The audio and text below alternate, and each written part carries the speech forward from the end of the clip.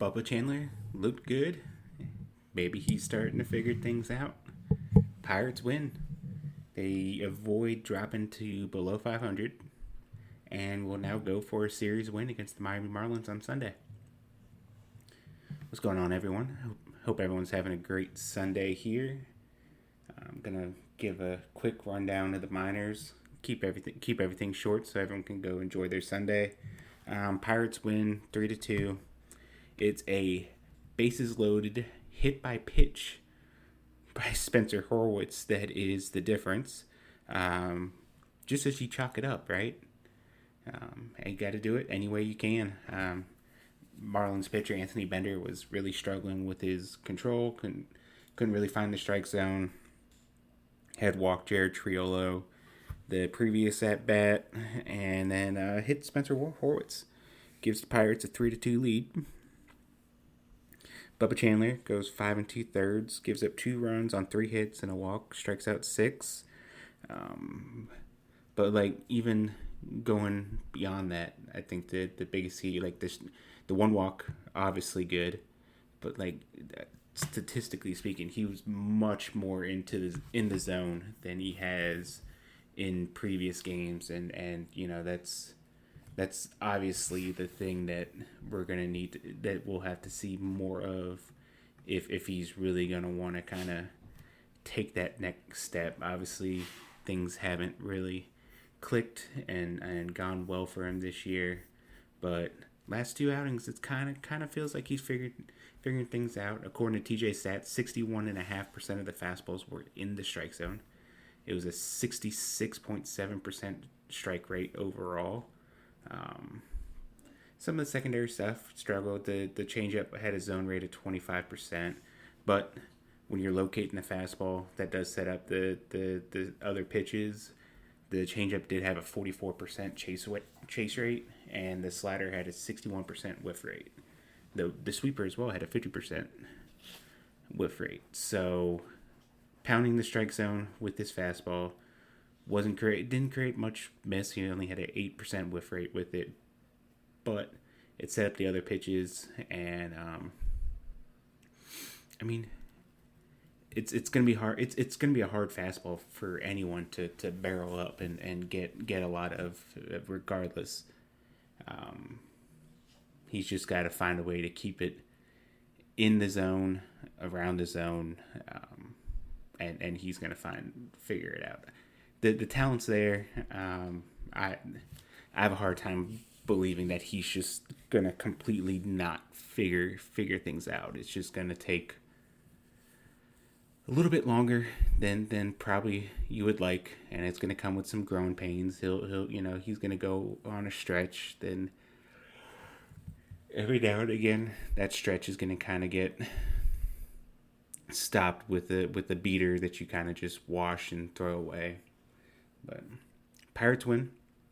Like I said, they avoid falling to under 500, and they have Paul Skenes on the mound going for the series win. And looking down through the minors, Indianapolis Indians, they lose in extra innings 9-4. Stinson Garcia 3-for-4 with a double, 2 RBIs. Tamar Johnson 2-for-5 with a run, a triple. Derek Diamond pitched again, 2 innings pitched, gave up 3 hits but struck out 3. The stuff looks good. I mentioned on Twitter, at this point, the reliever problems you're having, I don't think there's a thing as when you're talking about middle relief, major league ready. He's throwing strikes. The stuff looks good. Let's give it a shot. Hunter Barco gives up 1 run on 1 hit, 4 walks, 4 strikeouts over 5 innings. Down in AA, they win 4-1. Duce Gourson 2-for-2, 2 RBIs, a walk, and 2 doubles. His OPS is slowly starting to trend back to 800, which is huge for him.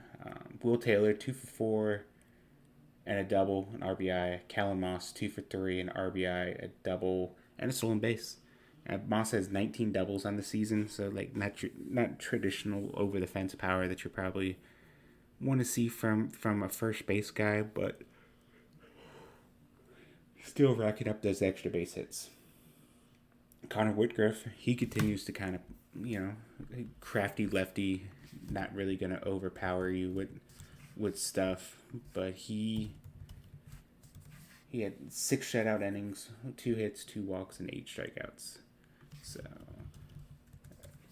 hard to argue the results there. Like I said, not going to overpower you with stuff. Going to be a guy that's going to hit his spots and use the secondary pitches to keep guys off balance.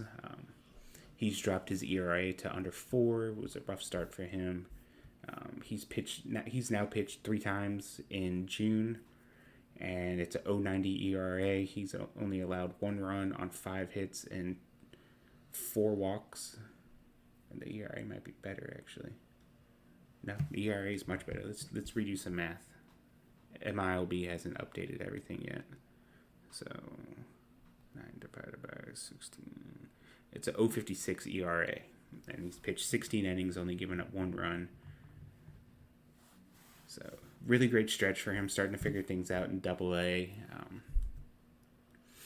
Wouldn't mind him seeing like Triple-A at some point towards the end of the season.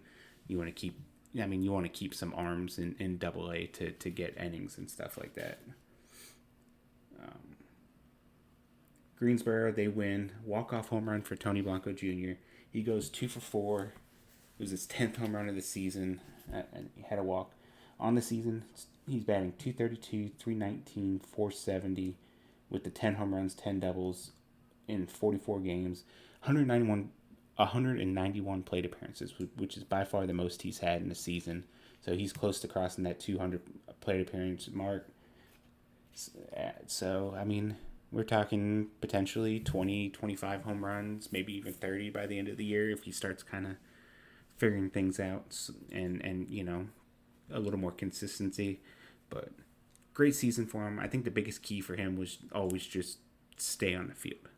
He's got to play. Hadn't been playing. More games he's played.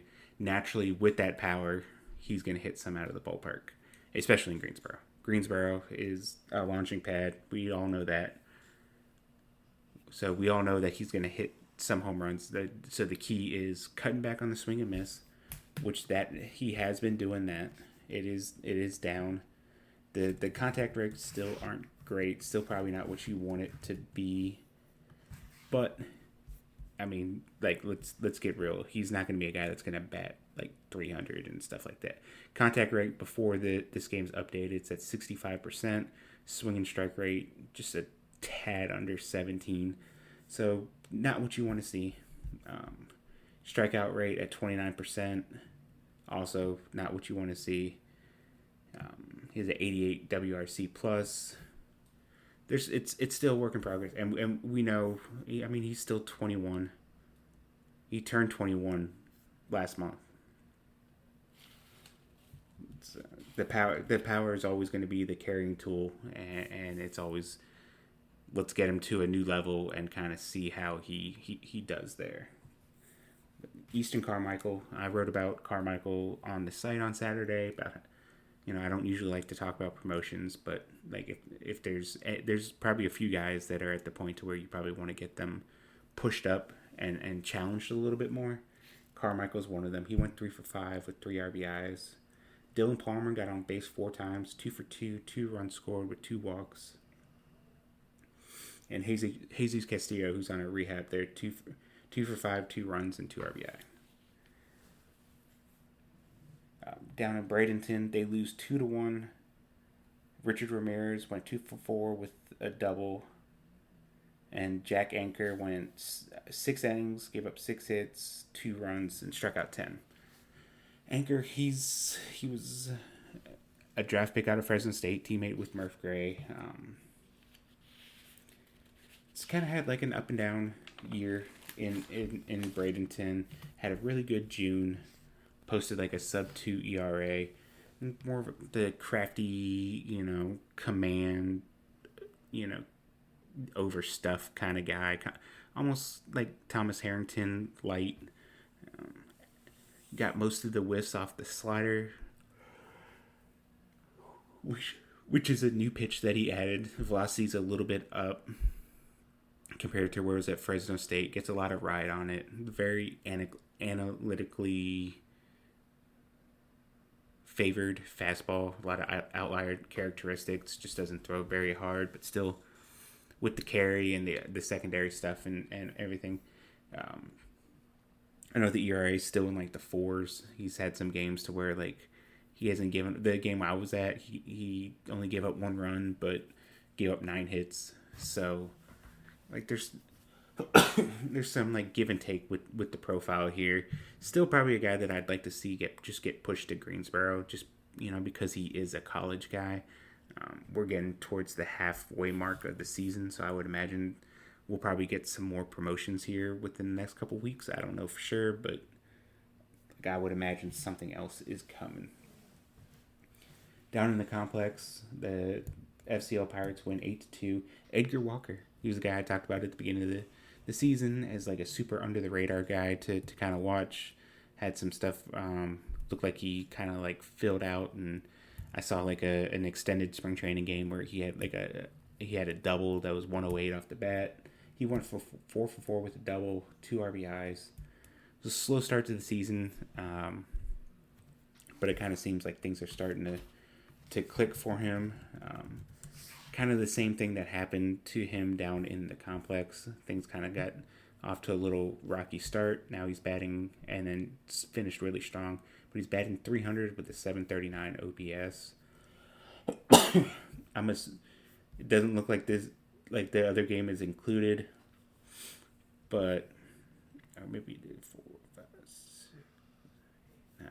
Yeah, just in the month of June, he's 9 for 19 with 3 walks, 3 strikeouts, which is 474, 565, 526. Just has that 1 extra base hit, so hasn't really flashed the power too much in game, but someone to definitely watch through the rest of the complex league season. Down in the Dominican, Fernando Triana hit his first pro home run, which was a walk-off home run. Denison Rodriguez, 3 innings pitched, gave up 2 runs, 1 earned, 5 strikeouts. Big, tall righty. Looks like there's a lot of projection left into him. Was already hitting 92, 94. Kind of short steps up on the mound. Doesn't look like he takes like a full stride, which I feel like maybe if there's some tweaks there, maybe there's some added velocity that comes along with like the natural that may come as he fills out. And he said Sunday we'll see just the full season affiliates play. Pirates, good pitching matchup, really interesting pitching matchup with Paul Skenes versus Max Meyer. Max Meyer's off to a really good start this year, 6-0, I believe it was. His former first-round pick. He's missed a lot of time with injuries and stuff like that. But as always, thanks for tuning in. Head over to Bucks on Deck. Make sure you subscribe to Bucks on Deck Substack. Daily content on the Pittsburgh Pirates. We cover all the way from the major league team all the way down to rookie level. Check out the YouTube channel. Like I said, I did like a video, a long form video breaking that, kind of doing my breakdown of Seth Hernandez from the live look I got on him. Videos uploaded right now every day on players from videos I got down in Bradenton. I'll be uploading some more from my quick trip to Greensboro. Bucks on Deck Substack. Check out the YouTube channel. All that will be in the description, and we'll catch you guys again tomorrow.